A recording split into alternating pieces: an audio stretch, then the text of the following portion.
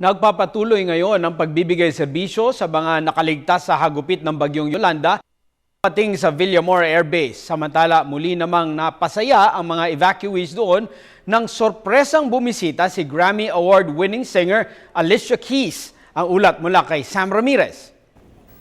Patuloy ang pagbibigay ng tulong ng pamahalaan katuwang ang iba't ibang non-government organizations, miyembro ng pribadong sektor at iba pang grupo sa mga survivors na dumarating sa Villamor Air Base mula sa mga lugar na matinding nasalanta ni Super Typhoon Yolanda.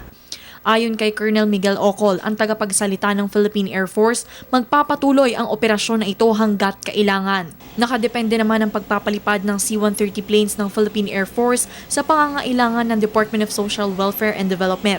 Kaya't kung matutuloy na hanggat Disyembre na lamang ang relief operations ng DSWD, tigil na din sa pagpapalipad ng mga C-130 planes ang Philippine Air Force patungong Tacloban at Cebu.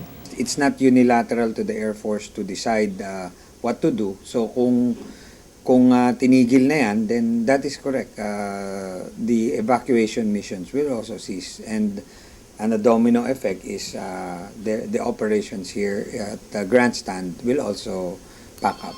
Samantala, bumisita kahapon ang American R&B singer na si Alicia Keys sa Villamor Air Base upang mamahagi ng mga coloring books at crayons sa mga bata. Dahil naman sa mga nagdaan na kalamidad, nakita ng pamunuan ng Sandatahang Lakas ng Pilipinas ang pangangailangan sa mga karagdagang air at sea assets upang mas epektibong makaresponde sa mga kalamidad. Dahil dito, nakatakdang bumili ng additional air assets ang Philippine Air Force upang magamit sa national defense at humanitarian assistance. The national leadership, our Commander-in-Chief,